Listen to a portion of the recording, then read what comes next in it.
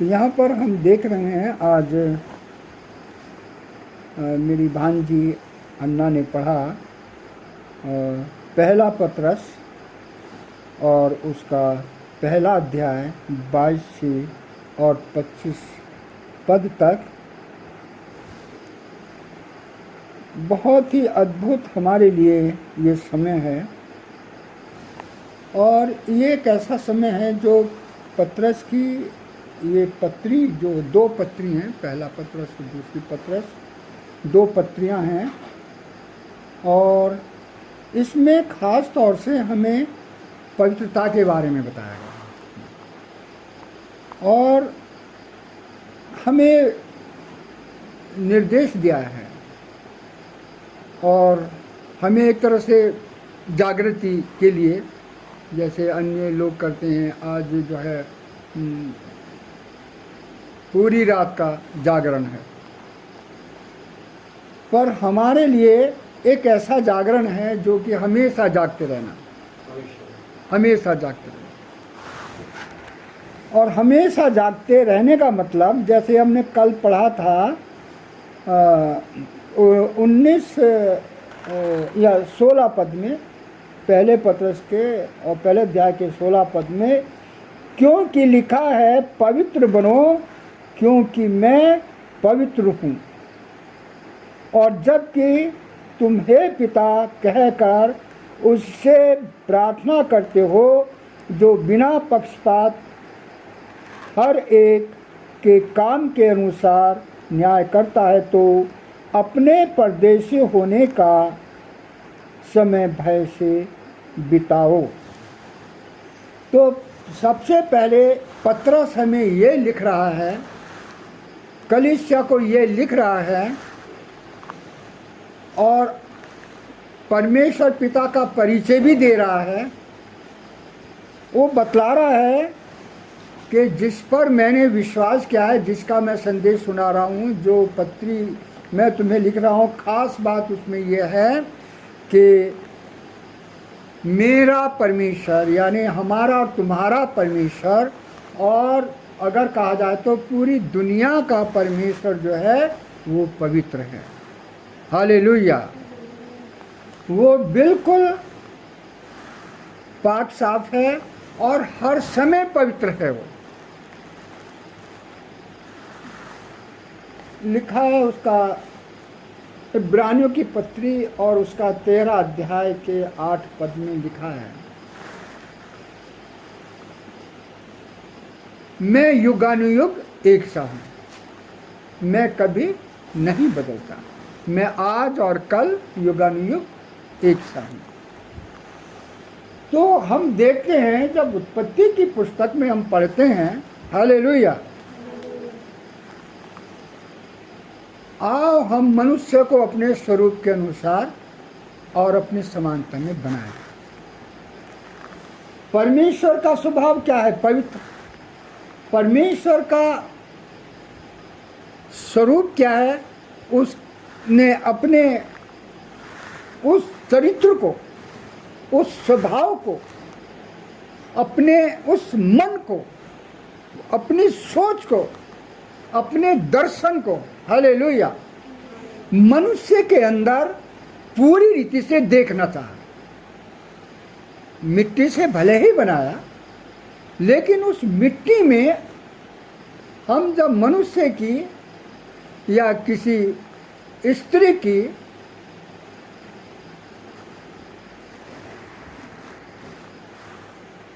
सुंदरता को देखते हैं, उसके रूप को देखते हैं, हम देखते ही रह जाते हैं। हालेलुया। हम क्या, हम देखते ही रह जाते हैं। और परमेश्वर का वचन कहता है, देखो, देखने के लिए आंखें और सुनने के लिए कान, नीति वचन 20 अध्याय का 12 पद, ऐसा लिखा ना। तो हमारा जो देखने का दृष्टिकोण है, हमारा जो सुनने का दृष्टिकोण है, पत्रस आज इसी बात को, हमारे जीवन को डाइवर्ट करना चाहता होगा। उधर घुमाना चाहता है, उधर फेरना चाहता है। अदन की वाटिका में जो हुआ भैया उसको याद कर लो। हमारे अब्बा जान ने, हमारी अम्मी जान ने जो गलती किया है, उस गलती को सुधारने के लिए परमेश्वर पिता, जिसको हम हे अब्बा हे पिता कहकर पुकारते हैं,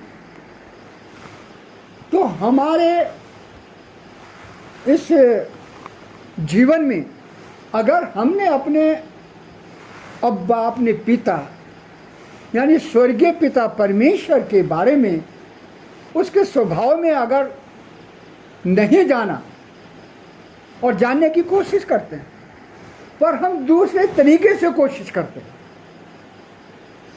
हम मिट्टी में ढूंढते उसको, पेड़ों में ढूंढ रहे उसको, जानवरों में ढूंढ रहे, ऐसी चीजों में ढूंढ रहे हैं जहां उसकी एक छाया है। हालेलुया।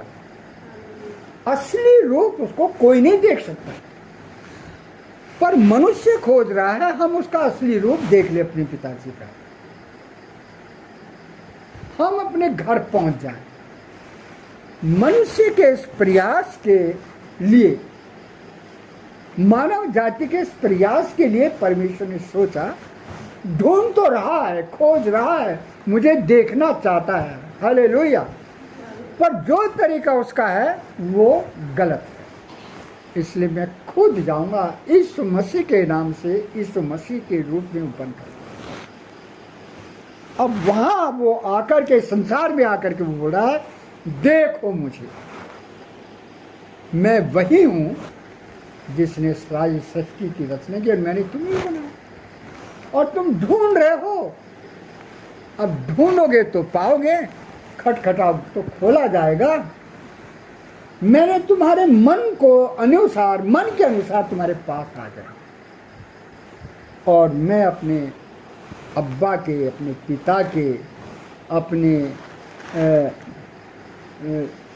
संसार के इस रचने वाले सनातन यहोवा के नाम से आकर के, उसकी प्रेरणा से तुम्हें दिखाना चाहा है, और दिखा रहा हूं, दिखाता रहूंगा अपनी ताउम्र। मैं इस संसार में तुम्हारा जो देखने का नजरिया है उसको बदलने के लिए, सोचने का नजरिया उसको बदलने के लिए, सुनने का नजरिया उसको बदलने के लिए, आओ मेरे पीछे आओ और देखो उस क्रूस को, देखो जिस क्रूस पे मैंने तुम्हारे सुनने के नजरिए को बदल दिया, देखने के नजरिए को बदल दिया, बोलने के नजरिए को बदल दिया। मैंने तुम्हारे हृदय के उस उथल पुथल को, जो संसार के शारीरिक दुर्गुण भरे हुए शरीर की अभिलाषा, जिससे तुम्हारा जीवन विकृत यानी बिगड़ गया, तुम देखते हो लेकिन गलत नजर से, तुम खुद गलत हो गए, इसलिए अब मुझे देखो। हालेलुया। उस क्रूस पर मैंने तुम्हारी सारी इस अंदर की सोच और बिगड़ा हुआ रूप ले लिया। अब वैसा नहीं सोचना जैसा तुम सोची थी, क्योंकि मेरा सोचना वैसा ही है, वैसा ही सोचना है जैसा कि हमने पढ़ा है 16 पद में, क्योंकि लिखा है पवित्र बनो क्योंकि मैं पवित्र हूं। मैं प्रेम तुमसे क्या है, उसमें पूरी पवित्रता है, और इसीलिए मैंने तुमसे कहा है कि तुम मेरे भाई बहन हो, ये मेरे भाई बहन हैं। क्यों? क्योंकि ये मेरे पिता परमेश्वर की इच्छा पर चलते हैं, उसके कहने के अनुसार चलते। तो मेरा पिता आज इस पतरस की पत्री में, पतरस के द्वारा उसके जीवन में भी गड़बड़ी थी, जब तक वो मसीह के पास नहीं आया, परमेश्वर पिता के जीवन की बातों को वो नहीं समझ पाया, विरोध में रहा और इनकार भी कर दिया। हालेलुया। पर जब उसकी समझ में आया, पतरस कहता है जब मेरी समझ में आया तो अब मैं कहता हूं पुरानी बातों के लिए हमें पछताना पड़ेगा। पछताओ, रो, ताकि हमारी जो ये अंदर की भावना है, अंदर का हमारा सोच है, अब नए तरीके से नई जिंदगी की बातों में बदल जाए। और यहाँ पर 22 पद में हम देख रहे हैं, अतः जबकि तुमने भाईचारे की निष्कपट प्रीति के निमित्त सत्य के मानने से अपने मनों को पवित्र किया है, तो तन मन लगाकर एक दूसरे से अधिक प्रेम रखो। अब हमारा भाईचारे का जो जीवन है वो निष्कपट हमारे लिए निर्देश दे रहा है कि होना चाहिए। आज हम देख रहे हैं भाई भाई में, परिवारों में ही जो है एक मन नहीं है, एक दूसरे के प्रति द्वेष भावना, लालच, कई तरह की ऐसी चीज़ें हैं जो कि एक साथ नहीं बैठ पा रहे। पर यीशु मसीह के संदेश और वचन के अनुसार पतरस कह रहा है, भाई अब हम एक अपने पवित्र पिता के पास आ गए, जिसकी हमें ज़रूरत थी, जिसको हम खोजना चाह रहे थे, वो हमें मिल गया। तो उसके स्वभाव में आओ ना। जब उसने हमारे माता पिता को बनाया, आदम हव्वा को बनाया, और उसने रोज़ उनसे संगति आकर के करता था वो, पर जो विरोधी था उसने सब बिगाड़ दिया। अब उसका काम खत्म हो गया इस मसीह के द्वारा। तो हमारे जीवन में परमेश्वर का वो पवित्रता का स्वभाव और उसके समान, मतलब हमारा बोलना कैसा है, हमारा काम करने का तरीका कैसा है, हमारा खाने का क्या क्या है, हमारे पीने का क्या क्या है, सारी चीज़ें हमारे इस जीवन के क्षेत्र में बदलाव आना बहुत ज़रूरी है, क्योंकि हम अपने पवित्र पिता के साथ संगति कर रहे हैं और हम अदन की वाटिका में पहुंच गए हैं यीशु मसीह के द्वारा। अब जो स्वभाव उसने वहाँ पर दिया था, अब वो हमारे घरों में आना चाहिए। मेरा घर, आपका घर, किसी का भी घर, वो एक अदन की वाटिका के समान है। और अब परमेश्वर हमारे बीच में वास करता है। यीशु मसीह जीवित होने के बाद यही उसने बोला कि जगत के अंत तक मैं तुम्हारे साथ हूँ। जगत के अंत तक मैं ना तो तुम्हें कभी छोड़ूंगा और ना कभी तुम्हें त्यागूंगा। पहला कुरिन्थियों का 3 अध्याय में, 6 अध्याय में भी लिखा है कि मैं तुम्हारे घर में चला फिरा करूँगा, तुम मेरे बेटे बेटियां हो और मैं तुम्हारा पिता परमेश्वर हूँ। मेरी संगति में रहो। जो परमेश्वर की संगति में बना रहता वो एक आत्मा हो जाता था, परमेश्वर के साथ मिल जाता।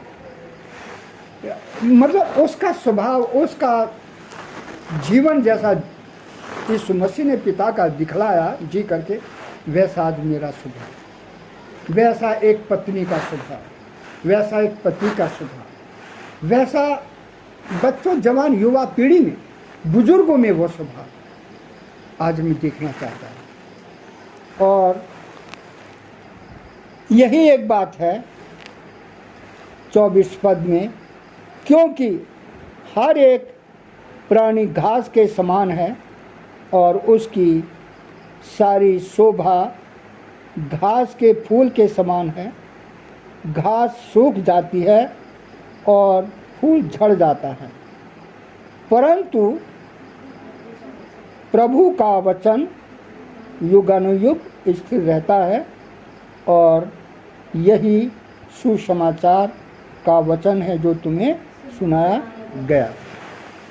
यानी कब सुनाया गया था, उस समय भी ये बताया गया था। 10 साल हो गए या 20 साल हो गए या 60 साल हो गए या मेरी उम्र 100 साल की हो, बुजुर्ग हमारे जो पुरखे लोग हमारे बीच में हैं वो आशीर्वाद देते रहते हैं और पुरानी बातों को, परमेश्वर की बातों को सिखाते रहते हैं। तो 100 साल पहले हमने यीशु समाचार का वचन सुना। उस समय हमें ये बताया हमारा पिता, हमारा खुदा, हमारा सृजनहार जो पवित्र है, सिद्ध है, सीधा है और उसके जैसा हमें चलना है। आज भी यही हमारे सामने पेश किया जा रहा है और यही है सुसमाचार। ये अच्छा सुसमाचार है। दुनिया के और तमाम प्रकार के और भी हमें धार्मिक संदेश सुनने के लिए मिलते हैं और लोग भी प्रचार करते हैं, लेकिन उनमें हमें वो सिधाई, खराई, सच्चाई, ईमानदारी और एक आदर्श नहीं दिखाई देता। वहाँ थोड़ा दूर चलते हैं आगे और फिर धुंधला दिखाई देने लगता है।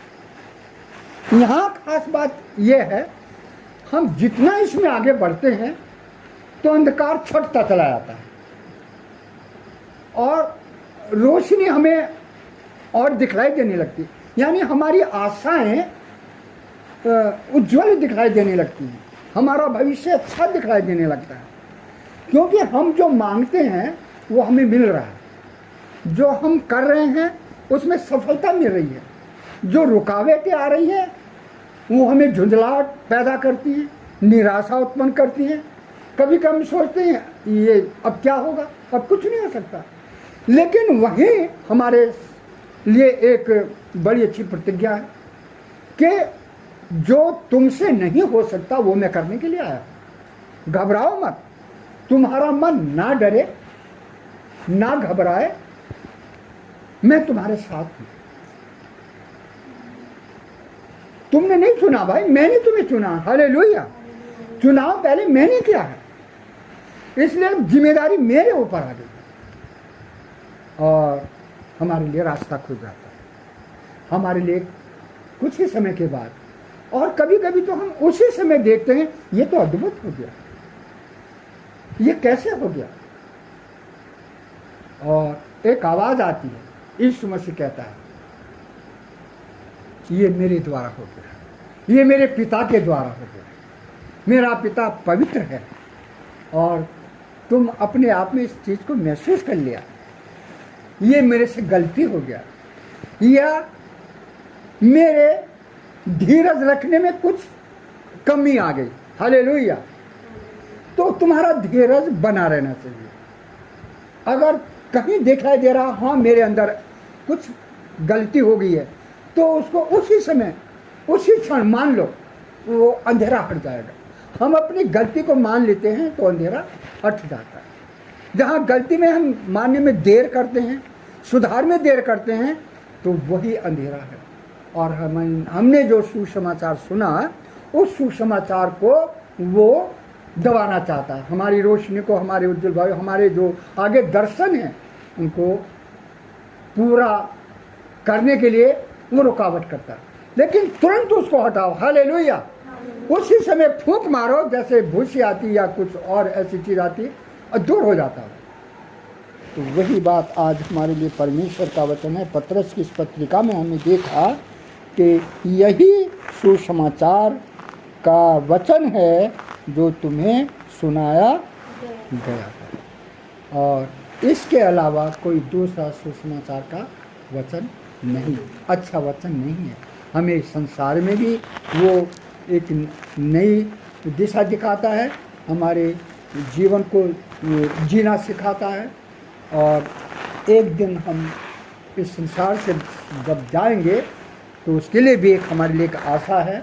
हम जाएंगे तो रोशनी में जाएंगे, जलाल में जाएंगे, पिता के पास जाएंगे। इस पवित्रता को पहने हुए, पवित्रता के आत्मा के वस्त्र पहने हुए, प्रेम, आनंद, मेल, धीरज, कृपा, भलाई, विश्वास, नम्रता और संयम के आत्मिक फल और आत्मा के वरदानों को लिए हुए हम अपने परमेश्वर पवित्र पिता के स्वर्ग राज्य में पहुंच जाएंगे। और तब हम देख पाएंगे कि वाकई हमने जो उस समय एक अच्छा सुसमाचार, अच्छा संदेश पाया था, हमने विश्वास किया और हमारे प्रभु यीशु मसीह ने कहा था कि इसका प्रतिफल तुम्हें अनंत जीवन के रूप में मिलेगा। वहाँ कोई दीपक की जरूरत नहीं, वहाँ किसी रोशनी की दूसरी जरूरत नहीं, और किसी और ऐसे साधन की जरूरत नहीं कि हमें रोशनी की जरूरत। वहाँ स्वयं हमारा पिता परमेश्वर यीशु मसीह के नाम से एक जलाल में होगा, और हम उस जलाल में अनंत जीवन के इस सुसमाचार पर विश्वास करके धन्य बने रहेंगे। तो आज हम धन्य हो चुके हैं इस केवल इसी सुसमाचार के द्वारा, और किसी दूसरे के द्वारा नहीं। प्रेरितों की पुस्तक कहती है उसका 4 अध्याय के 12 पद में, कोई किसी और दूसरे के द्वारा उद्धार नहीं, केवल यीशु मसीह के द्वारा। और पहला पत्रस 2 अध्याय का 5 पद में लिखा है कि स्वर्ग और पृथ्वी के बीच में कोई दूसरा नाम नहीं है जिसके द्वारा उद्धार है। तो यही एक नाम सर्वश्रेष्ठ है। कई जगह से हम देख सकते हैं, फिलिप्पियों उसका 2 अध्याय में भी हम देख सकते हैं कि वो नाम जो सर्वश्रेष्ठ नाम है और अद्भुत है, और उसने हमें अपने उस नाम में जोड़ करके हमें भी श्रेष्ठ और उत्तमता का वो जीवन प्रदान किया है।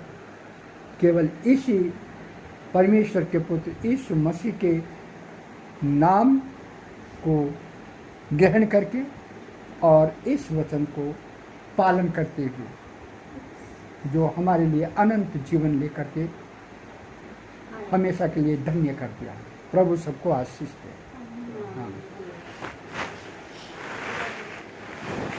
आइए।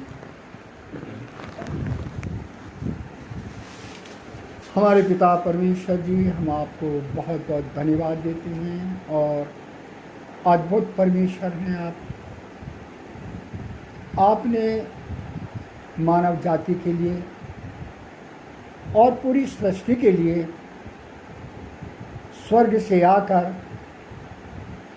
खोई हुई, पीड़ित और निराशा में पड़ी हुई मानव जाति के लिए, मृत्यु की छाया में पड़े हुए हमारे परिवारों को, हमारे जीवन को और हमारी बुरी दशा को देखा। हम ढूंढते रहे गलत दिशा में, लेकिन आप सही दिशा, सही नाम, सही पता और सही वो जीवन की बातें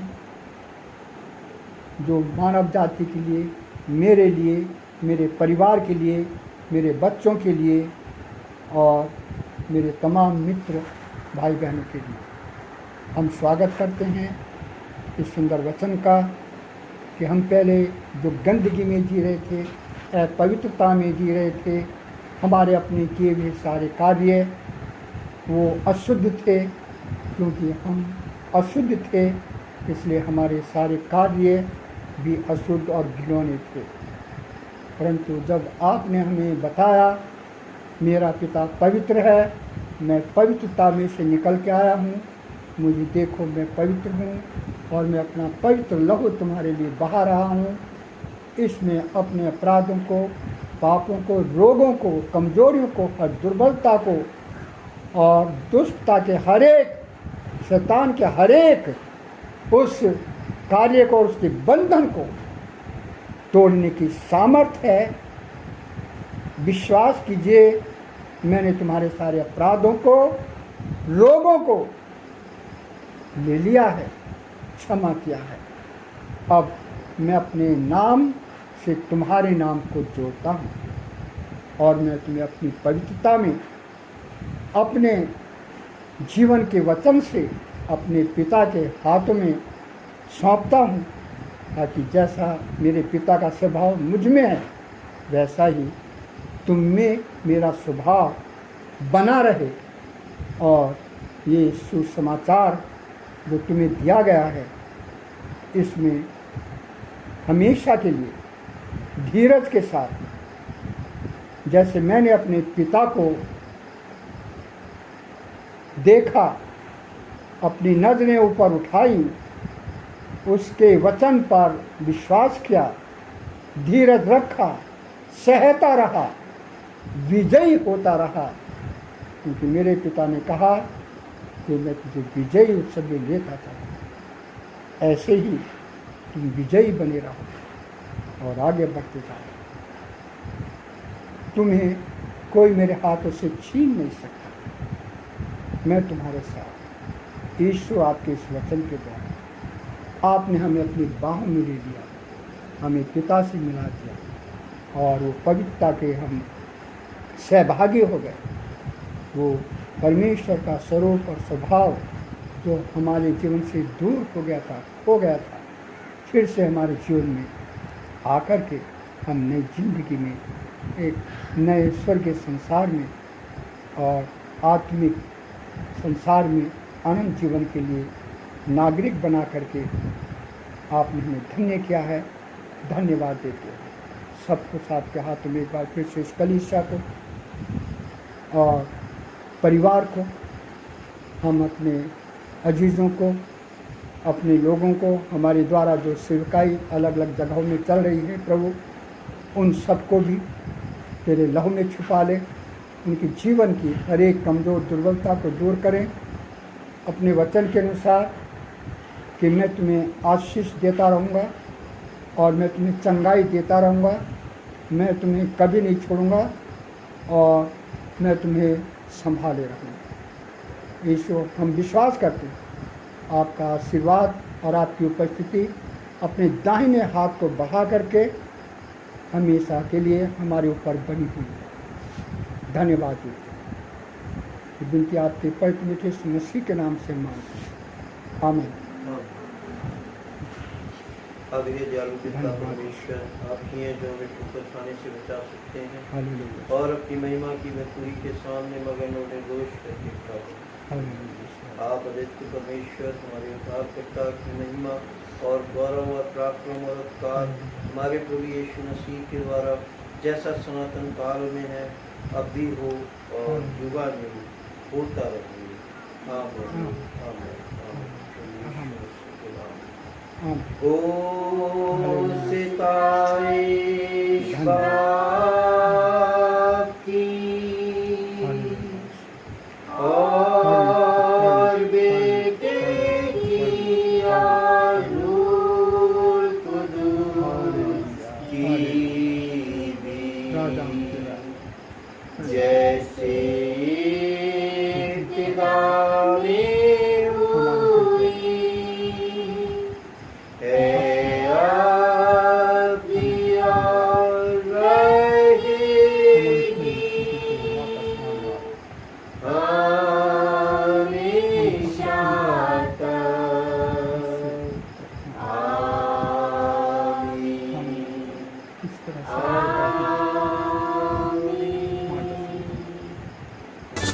यीशु जी दा नाम जप बंदिया फतेह जिने मौत उत्ते पाईए।